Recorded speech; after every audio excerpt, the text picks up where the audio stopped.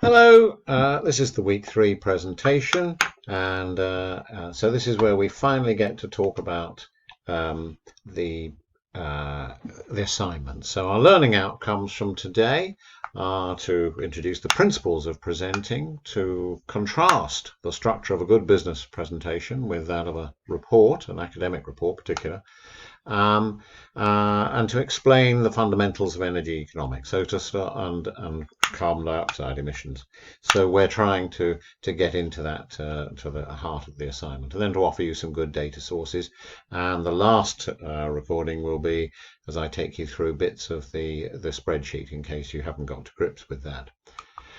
So the structure of the lecture is principles of presenting, then the structure of a good business presentation.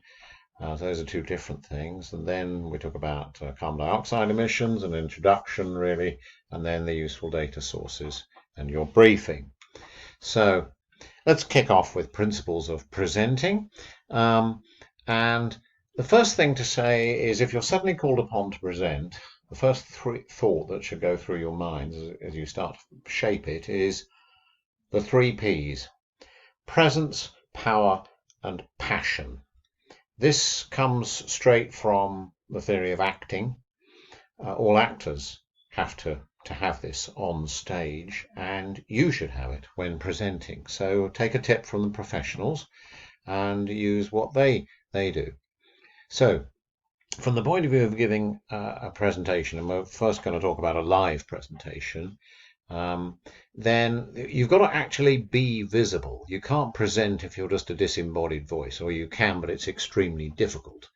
You must, of course, then be audible and command the audience's attention. So if you've got rowdy people shouting or heckling, that really is difficult. And that's why comedians really cut them down to size, is they're disrupting the audience's attention. Secondly, for any live presentation, be in the moment. Don't ignore it if a window behind you collapses or a curtain falls down or something. Turn around, acknowledge it, and try to make a joke out of it, or something like that. Or and even if it's, well, I wasn't expecting that kind of thing, at least people know that you're in the moment, that you're there, you're not a stuffed dummy. Okay. But also, deal with people who are persistent coughers or phoning their friends or anything else like that. Any outside noises, somebody starts drilling in the road outside, stop and acknowledge it in some way. Try and shut the window, keep the noise down, or move to another room.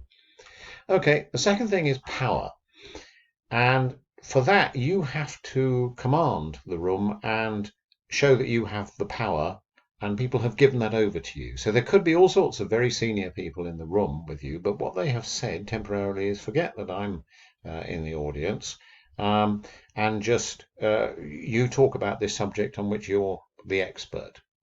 So you've got to know your stuff, and then don't let anything come between you and the audience. So make eye contact, have speaking notes that don't have any speaking notes that block lines of sight, anything else like that.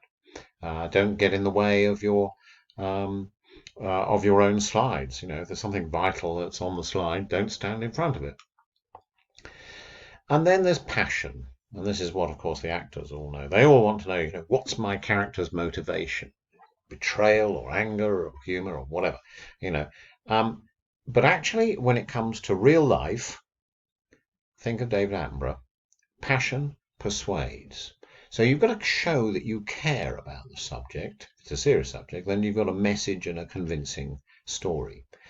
And to do that, assume something about your audience. Assume that they are reasonably well informed, though obviously not as well informed as you about this particular subject. Otherwise, why would you be talking to them about it? I mean, it could be an old subject. You're just looking at it from a new angle or something. Yeah. Okay. So you're informed. Assume they are informed generally.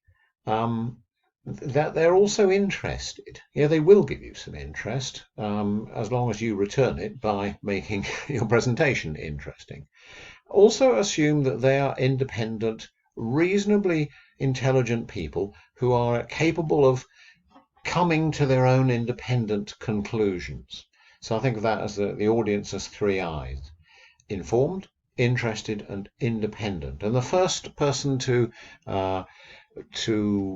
show that this was really worthwhile was a famous Roman lawyer, Cicero, who came from a very humble background, but he was given a big chance, but against all the odds, to prosecute a Roman governor who had been made governor of the island of Sicily. And he'd only been there for 4 years, but he'd done what the worst of Roman governors do, and he'd stolen a lot of stuff and enriched himself, including things like statues, which had used to stand in the town squares in Sicily, and there they were in his back garden in Rome. Cicero wasn't fancied to win this because he was taking on the establishment and some very powerful, rich people.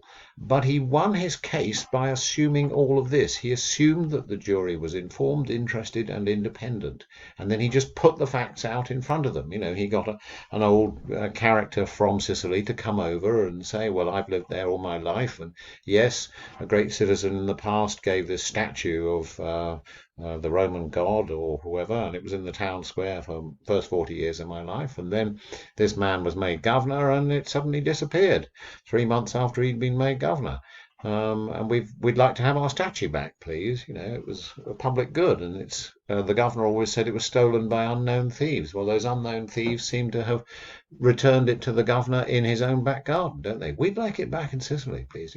And that kind of argument won the jury over. They couldn't be bribed by the governor to do it. So that was how Cicero made his name, and he founded this approach. So it works for people.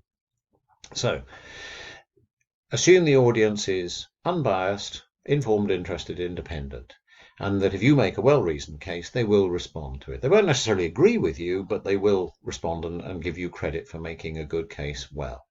And to help you think about that, think, well, what was it that persuaded you that this conclusion that you've come to was right?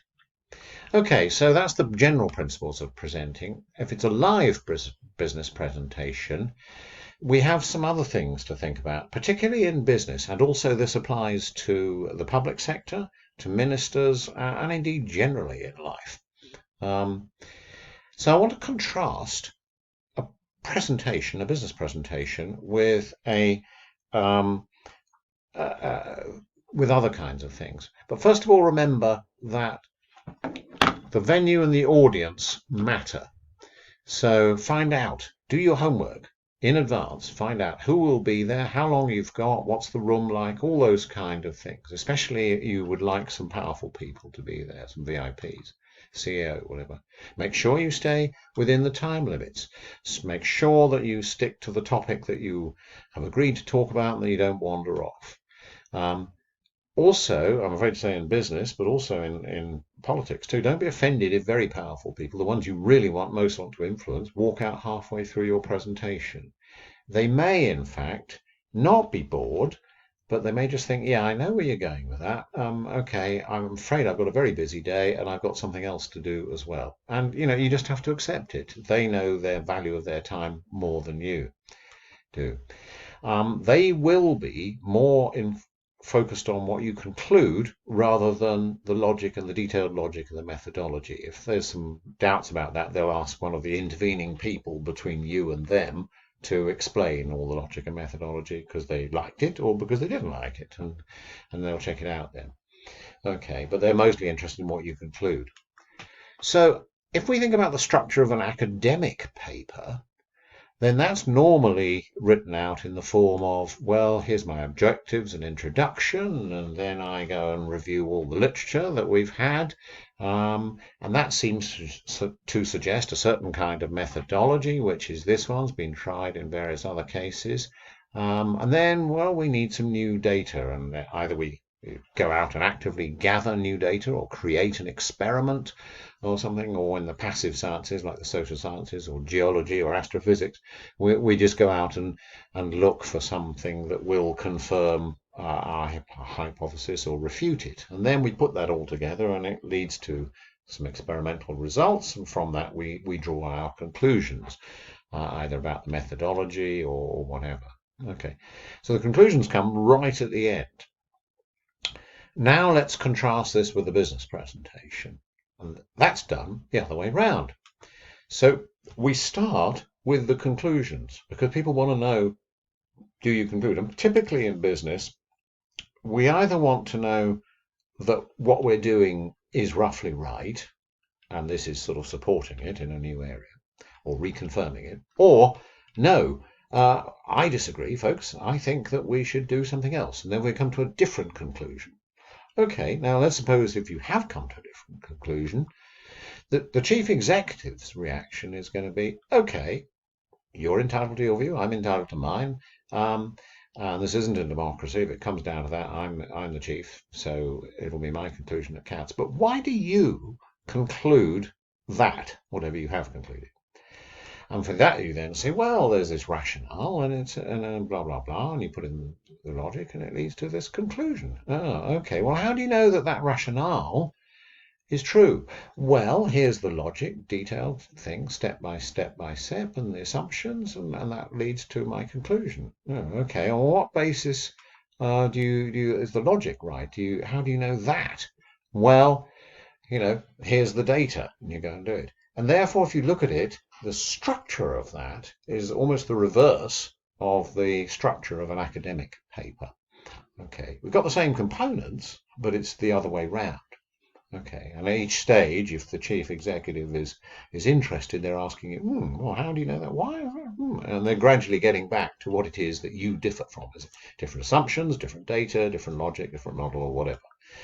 But also bear in mind something which I call the yawn factor, which is, in fact, this is why the chief executive gets up and leaves. And that can be because they're gradually realizing that the marginal benefit of their time exceeds the marginal cost, but only by a small bit. And I'm going to have to stop there.